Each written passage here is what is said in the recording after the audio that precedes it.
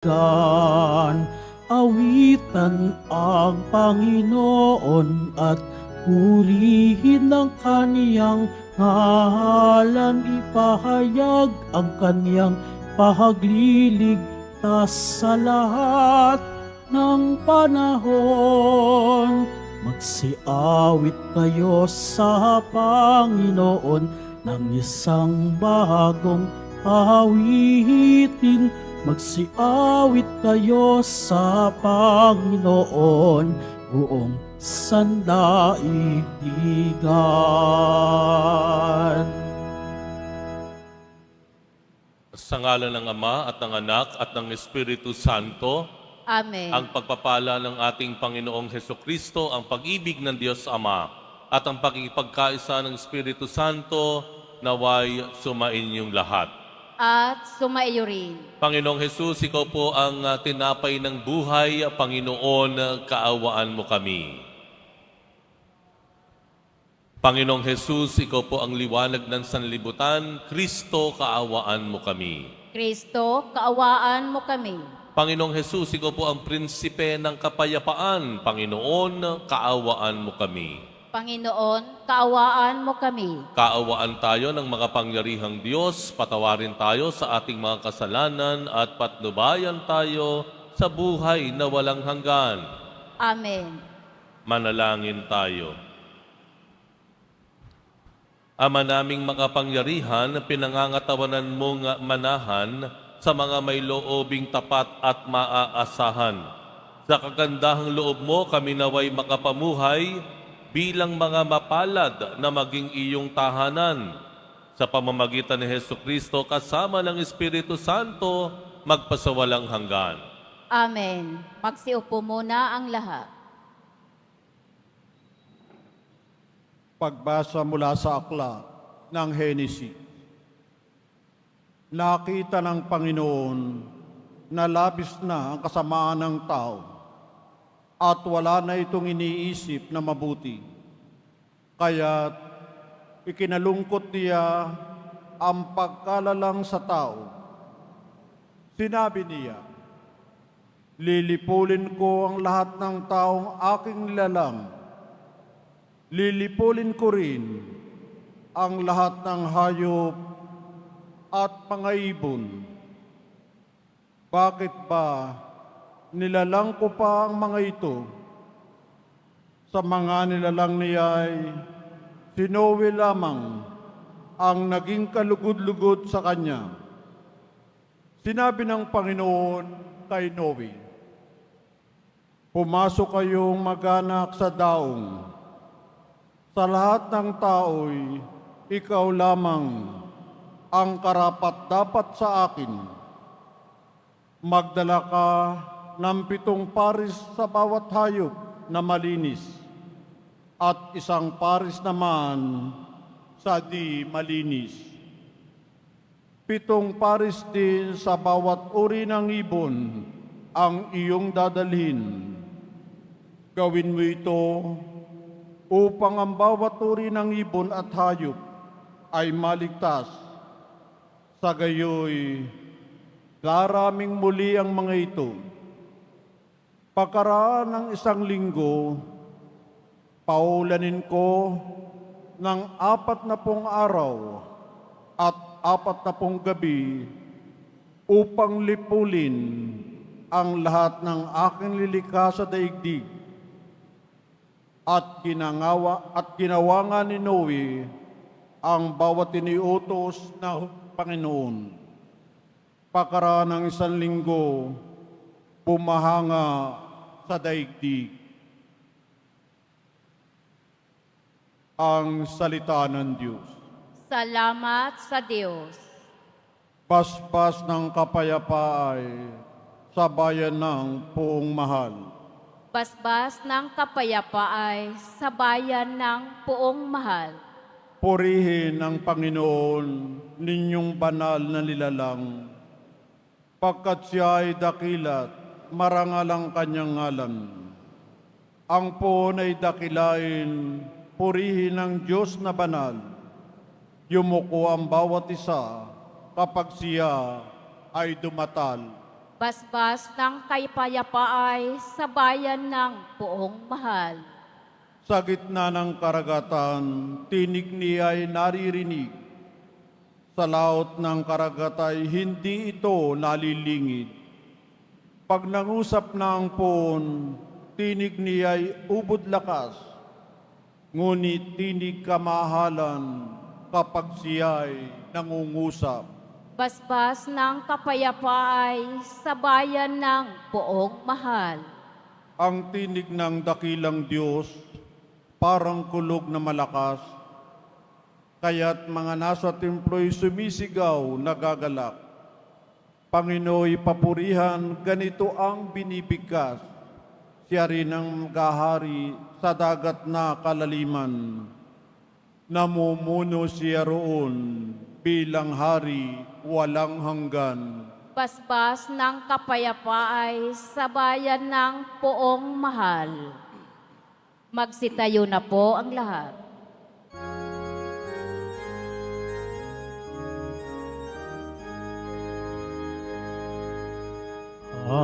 Hallelujah, Hallelujah, Hallelujah, Hallelujah.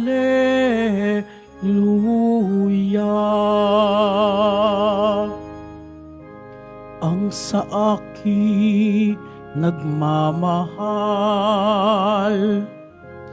tutupad sa aking aral, Ama't ako'y mananahan. Hallelujah, Hallelujah,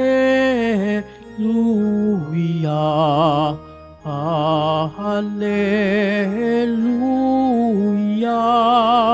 Hallelujah.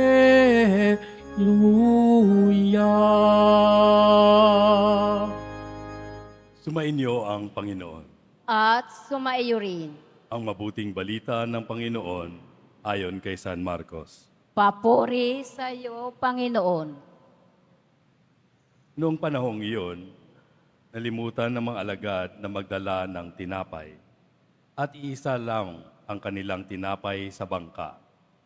Kaiingat kayo, ilagan ninyo ang lebadura ng mga Pariseo at ang lebadura ng ni Herodes. Babala ni Jesus sa kanila. Nag-usap-usap ang mga alagad. Wala kasi tayong dalang tinapay, kaya niya sinabi iyon. Alam ito ni Jesus, kaya't sila'y tinanong niya, bakit ninyo pinag-uusapan na kayo'y walang dalang tinapay? Hindi po ba kayo nakababatid o nakauunawa? Hindi pa ba ito abot ng inyong isip? Wala ba kayong mata? Wala ba kayong tenga? Nakalimutan na ba ninyo nang paghati-hatiin ko ang 5 tinapay para sa 5,000? Ilang bakol ang napuno ninyo sa mga lumabis na tinapay? 12 po, tugon nila. At nang paghati-hatiin ko ang 7 tinapay para sa 4,000, ilang bakol na malaki ang napuno ninyo? Tanong niya. 7 bakol po, tugon nila. At hindi pa rin ninyo nauunawaan, wika niya. Ang mabuting balita ng Panginoon. Pinupuri ka namin, Panginoong Hesukristo. Magsiupo muna ang lahat.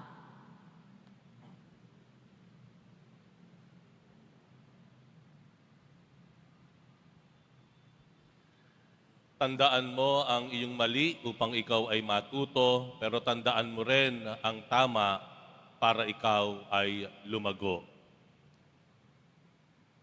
Minsan po ay nakakalimot tayo. Siguro sa pagdaan na rin ng mga taon o panahon, madalas tayong nakakalimot. Ano ang mga dalas nating nakakalimutan? Susi. Ano pa? Salamin. Diba? Madalas po yan. Pangalan. Nakakalimutan po natin yan. Gamit. Makakalimutan natin yan. Sa pagdaan ng panahon, ano po?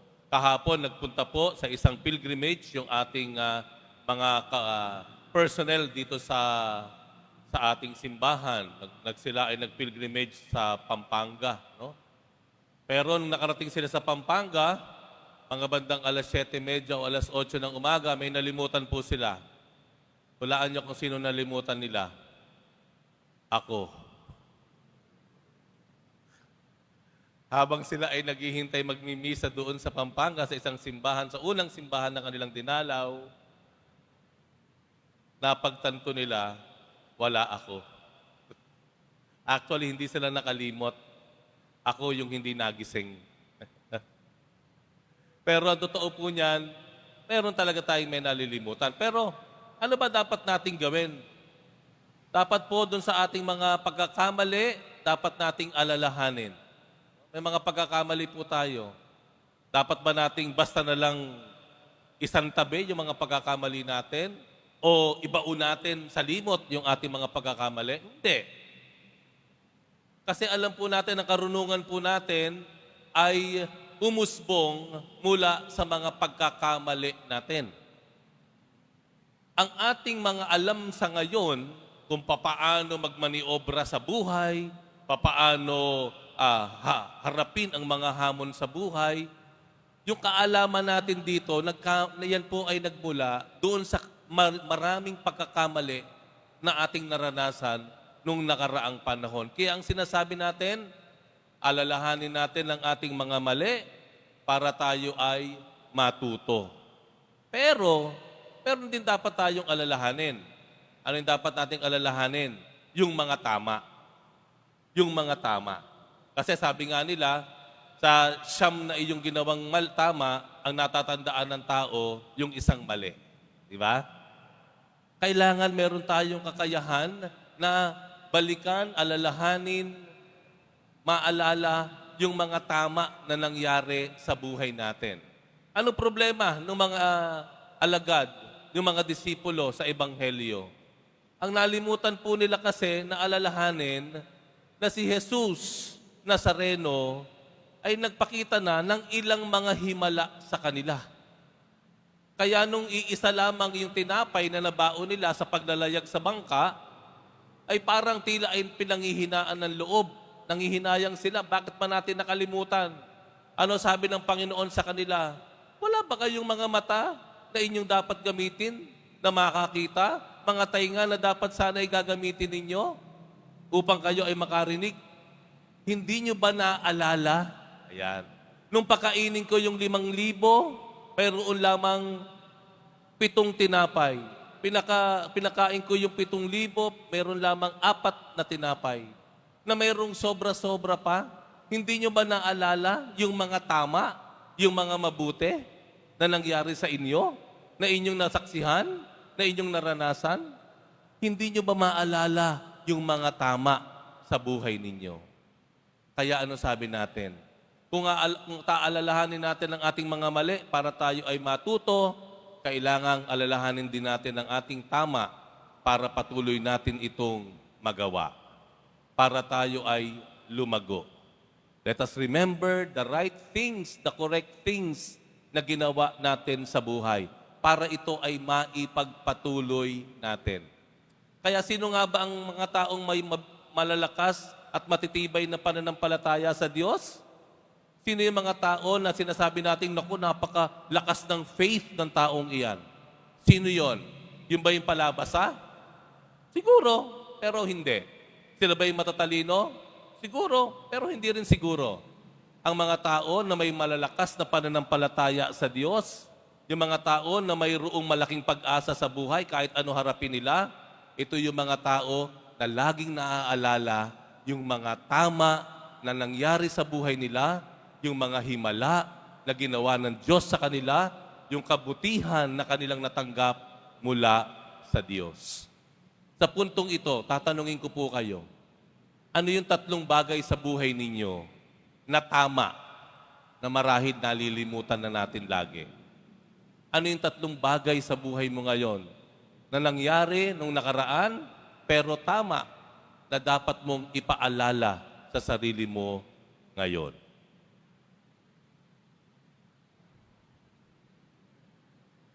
Magsitayo na po ang lahat.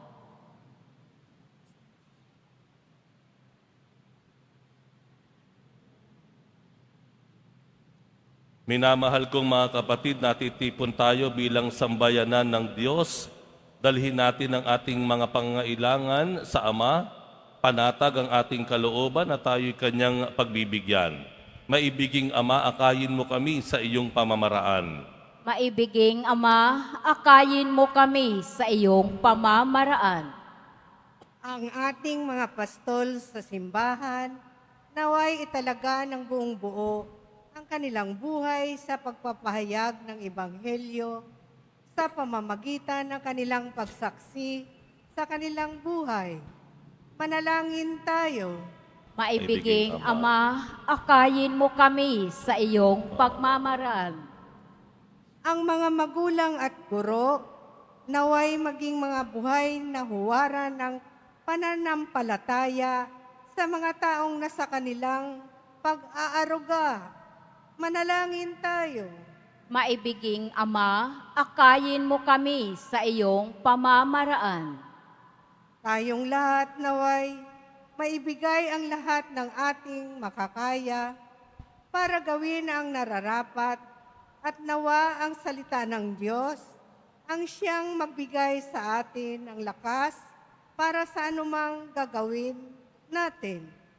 Manalangin tayo. Maibiging Ama, akayin mo kami sa iyong pamamaraan.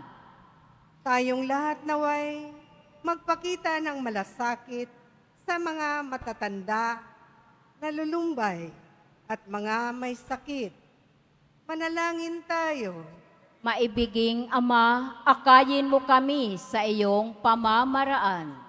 Ang mga yumao naway makatagpo ng bagong buhay at kapakahingahan sa karian ng Diyos. Manalangin tayo. Maibiging Ama, akayin mo kami sa iyong pamamaraan. Sa ilang sandali ng katahimikan, ating ipanalangin ang iba pang mga pangangailangan ng ating pamayanan, gayon din ang mga intensyon na inialay sa ating misa sa araw na ito, at isama rin natin ang ating mga pansariling kahilingan.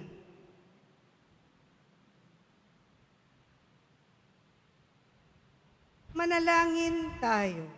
Maibiging Ama, akayin mo kami sa iyong pamamaraan. Makalangit na Ama, palalimin mo ang aming pananampalataya upang lumago kami sa iyong pag-ibig at laging maglingkod sa iyo ng may mapagbigay at malinis na puso. Hinihiling namin ito sa pamamagitan ni Kristong aming Panginoon. Amen. Magsiupo muna ang lahat.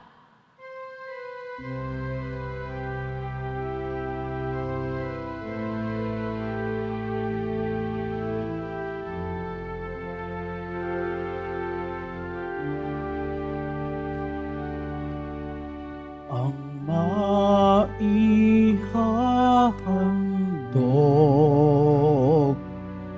sa'yo, Panginoon, ay tinapay at alak mula sa aming kamay. Sa iyong kabutihan, aming iaalay ang tinapay at alak sa gisag ng aming buhay. Magsitayo na po ang lahat. Manalangin kayo mga kapatid upang ang paghahain natin ay kalugdan ng Diyos amang makapangyarihan. Tanggapin nawa ng Panginoon itong paghahain sa iyong mga kamay, sa kapurihan niya at karangalan, sa ating kapakinabangan at sa buong sambayanan niyang banal. Ama naming dumikha, kami naway dalisayin at panibaguhin ang aming gaganaping paghahain. Kami naway itaguyod ng gagawin naming ito sa pagnanais naming sundin ang loob mo. Sa pamamagitan ni Hesukristo kasama ng Espiritu Santo, magpasawalang hanggan.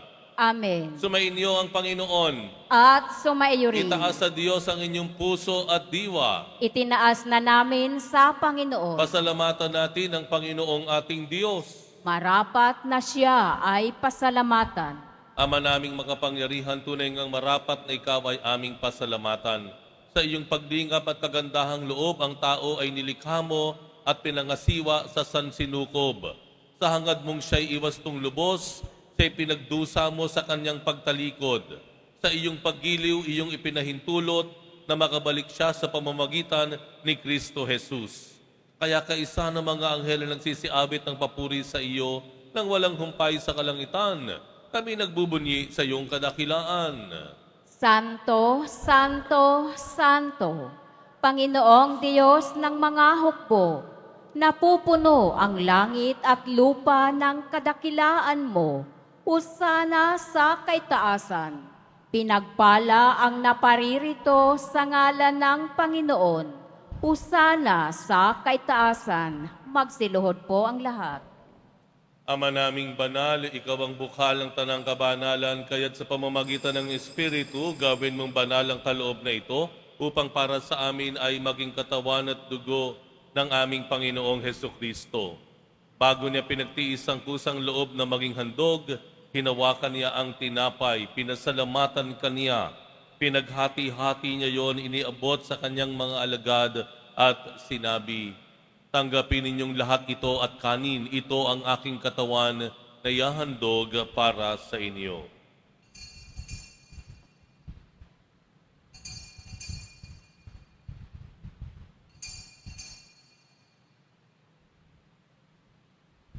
Gayon din naman nang matapos ang hapunan, hinawakan niya ang kalis, muli kaniyang pinasalamatan, iniabot niya ang kalis sa kanyang mga alagad at sinabi, "Tanggapin ninyong lahat ito at inumin, ito ang kalis ng aking dugo, ng bago at walang hanggang tipan, ang aking dugo na ibubuhos para sa inyo at para sa lahat sa ikapagpapatawad ng mga kasalanan.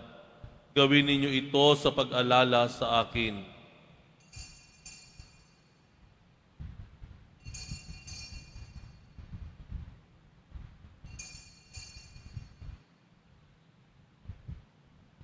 Magsitayo na po ang lahat.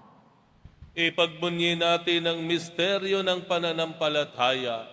Si Kristo'y namatay, si Kristo'y nabuhay, si Kristo'y babalik sa wakas ng panahon. Ama, ginagawa namin ngayon ang pag-alala sa pagkamatay at muling pagkabuhay ng iyong anak at iniaalay namin sa iyo ang tinapay na nagbibigay buhay at ang kalis na nagkakaloob ng kaligtasan. Kami nagpapasalamat dahil kami iyong minarapat na tumayo sa harap mo para maglingkod sa iyo. Isinasamo namin kaming magsasalo-salo sa katawan at dugo ni Kristo ay mabuklod sa pagkakaisa sa pamamagitan ng Espiritu Santo. Amalingapin mo ang iyong simbahang laganap sa buong daigdig. Puspusin mo kami sa pag-ibig kaisa ni Francisco na aming Santo Papa at ni Jose na aming Arsobispo at ang Tanang Kaparian. Alalahanin mo rin ang mga kapatid naming nahimlay na may pag-asang sila'y muling mabubuhay, gayon din ang lahat ng mga pumanaw. Kaawaan mo sila at patuloyin sa iyong kaliwanagan. Kaawaan mo't pagindapatin kaming lahat na makasalo sa iyong buhay na walang wakas. Kaisa na mahal na Birheng Maria na Ina ng Diyos, nakabiyak ng puso niyang si San Jose. Kaisa ng mga apostol at ang lahat ng mga banal na namuhay dito sa daigdig ng kalugod-lugod sa iyo, maipagdiwang nawa namin ang pagpupuri sa ikarangal mo sa pamamagitan ng iyong anak na aming Panginoong Hesukristo. Sa pamamagitan ni Kristo, kasama niya at sa Kaniya, ang lahat ng parangal at papuri ay sa iyo, Diyos amang makapangyarihan, kasama ng Espiritu Santo magpasawalang hanggan. Amen. Idalangin po natin ang kaharian ng Diyos ay mapasa atin at ang kanyang kalooban ay magawa nating sundin. Ama namin, sumasalangit ka, sambahin ang ngalan mo. Mapasa amin ang kaharian mo, sundin ang loob mo dito sa lupa para nang sa langit. Bigyan mo kami ngayon ng aming kakanin sa araw-araw at patawarin mo kami sa aming mga sala para nang pagpapatawad namin sa nagkakasala sa amin. At huwag mo kaming ipahintulot sa tukso at iadya mo kami sa lahat ng masama. Hinihiling namin kami iadya sa lahat ng masama, pagkalooban ng kapayapaan, araw-araw iligtas sa kasalanan at ilayo sa lahat ng kapahamakan, samantalang aming pinananabikan ang dakilang araw ng pagpapahayag ng tagapagligtas naming si Heso Kristo. Sapagkat iyo ang kaharian at ang kapangyarihan at ang kapurihan magpakailanman. Amen. Panginoong Heso Kristo, sinabi mo sa iyong mga apostol, kapayapaan ang iniiwan ko sa inyo, ang aking kapayapaan ang ibinibigay ko sa inyo. Tunghayan mo ang aming pananampalataya at huwag ang aming pagkakasala. Pagkalooban mo kami ng kapayapaan at pagkakaisa ayon sa iyong kalooban, kasama ng Espiritu Santo magpasawalang hanggan. Amen. Ang kapayapaan ng Panginoon ay laging sumainyo. At sumaiyo rin. Magbigayan kayo ng kapayapaan sa isa't isa.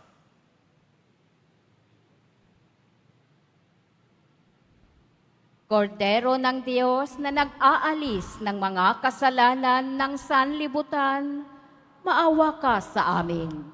Kordero ng Diyos na nag-aalis ng mga kasalanan ng sanlibutan, maawa ka sa amin. Kordero ng Diyos na nag-aalis ng mga kasalanan ng sanlibutan, ipagkaloob mo sa amin ang kapayapaan. Magsiluhod po ang lahat. Ito ang kordero ng Diyos. Ito ang nag-aalis ng kasalanan ng sanlibutan, mapalad ang mga inaanyayahan sa kanyang piging. Panginoon, hindi ako karapat-dapat na magpatuloy sa iyo, ngunit sa isang salita mo lamang ay gagaling na ako.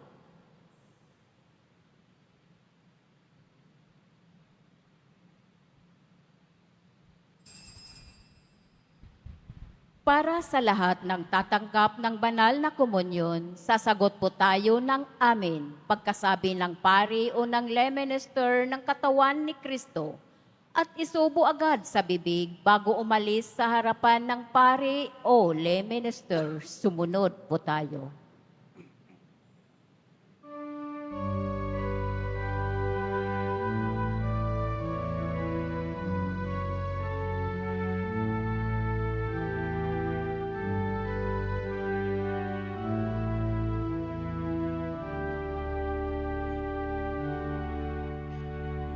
Gustate et videte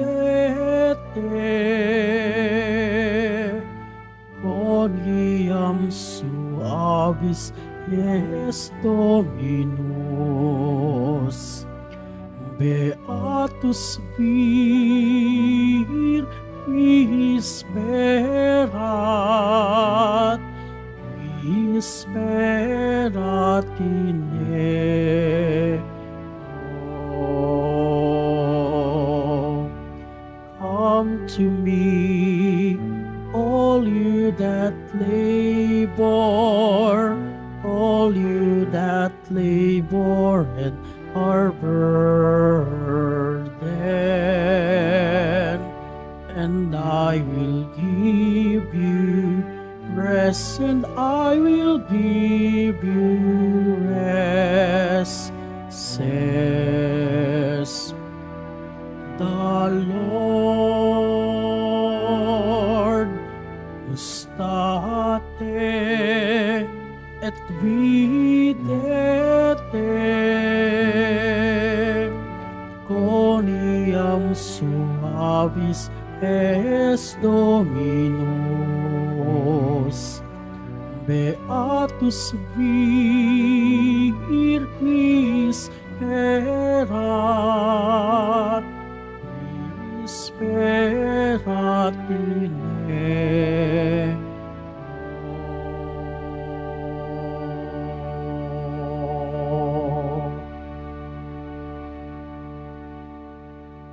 Announcement.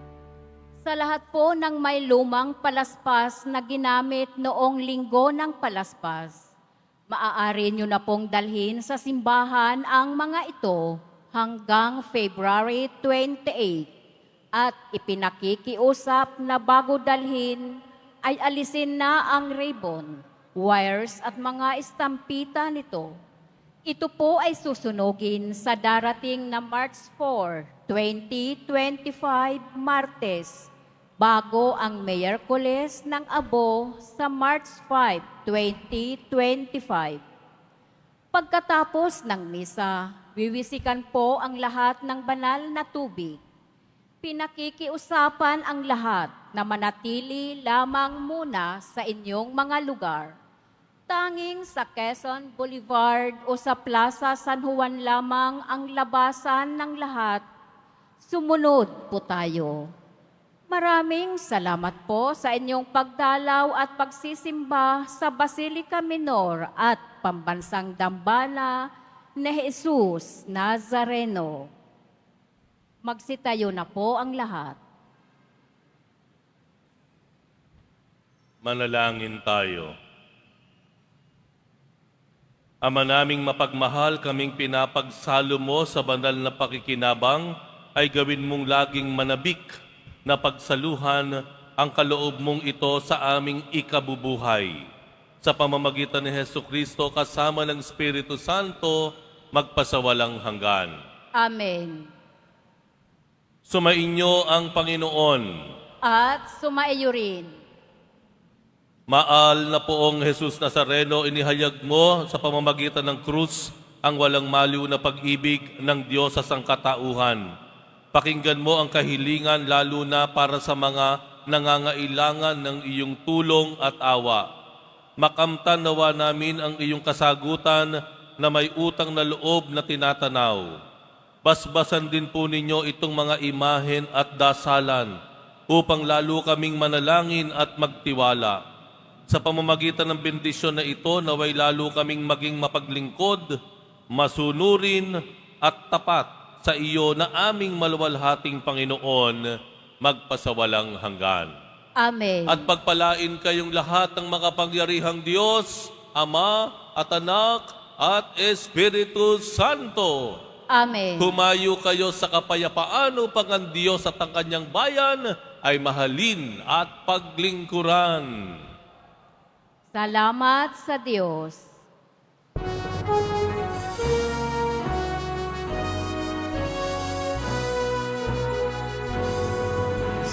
Padre Jesus Nazareno, sinasamba ka namin. Pinipintubo ka namin. Aral mo ang aming buhay at kalakasan sa Padre Jesus Nazareno. Iligtas mo kami sa kasalanan.